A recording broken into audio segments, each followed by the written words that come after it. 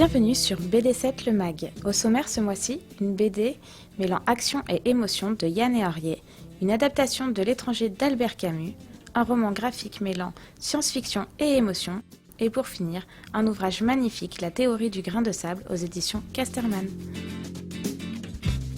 Avant la Seconde Guerre mondiale, Max, Werner et Anna, trois jeunes enfants, se sont promis de rester unis et d'apprendre à voler.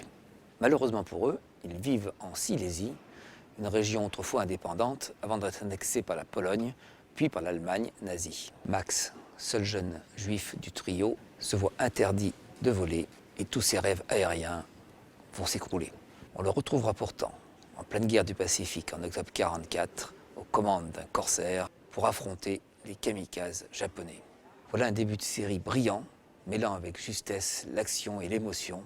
Toutes les sortes de publics risquent d'être séduits par cette histoire d'aviation, même les plus jeunes.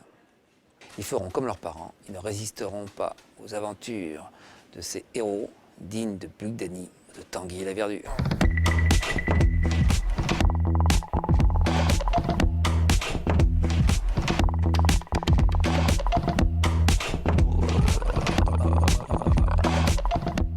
Curieusement, il y a de plus en plus d'adaptations d'œuvres littéraires en bande dessinée. Et ce sont souvent des réussites. C'est le cas, par exemple, de cette mise en bulle de L'étranger d'Albert Camus par Jacques Ferrandez. L'auteur des Carnets d'Orient était le mieux placé pour adapter cette histoire qui se passe en Algérie. Il représente à merveille la chaleur de la capitale algérienne et l'atmosphère étouffante de cette histoire. Il a d'ailleurs gardé le découpage original de l'histoire, la première où le soleil est roi, et la deuxième où le héros est condamné, puisqu'il a assassiné de sang-froid un arabe. Et là, c'est l'obscurité qui règne.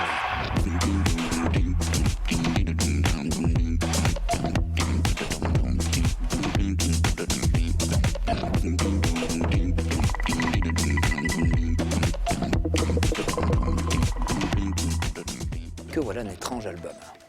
Une sorte de rencontre du troisième type, complètement désabusé, qui se transforme en véritable histoire d'amour. Un sympathique psychologue quinquagénaire croit voir un vaisseau spatial dans le ciel. Déstabilisé, il va perdre le contrôle de sa voiture qui va être réduite en miettes. Malgré la minerve qui lui tient à son cou, il continue de travailler dans l'hôpital psychiatrique qu'il emploie. Arrive alors une jeune et jolie patiente qui se dit télépathe et qui pense elle aussi avoir vu un vaisseau spatial. Cet imposant roman graphique mélange les genres, humour, émotion, action et science-fiction.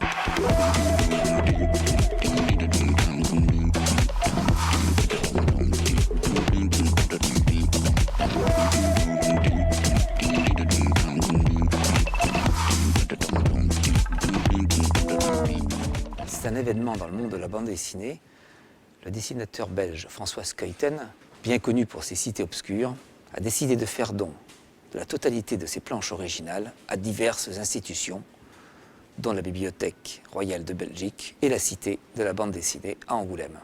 En effet, la transmission de ce genre d'œuvre n'a pas vraiment été prise en compte par la législation, que ce soit en Belgique et même en France. Aussi, l'auteur a préféré faire don de toutes ses planches de son vivant, afin que, dans quelques années, on puisse rééditer son œuvre dans les meilleures conditions.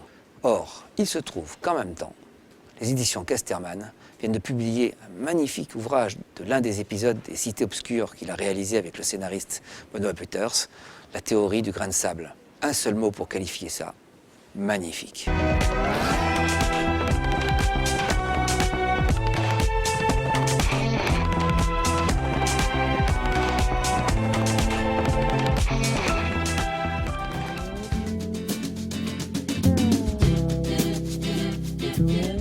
BD7 le Mag, c'est terminé. Bonne lecture et à bientôt.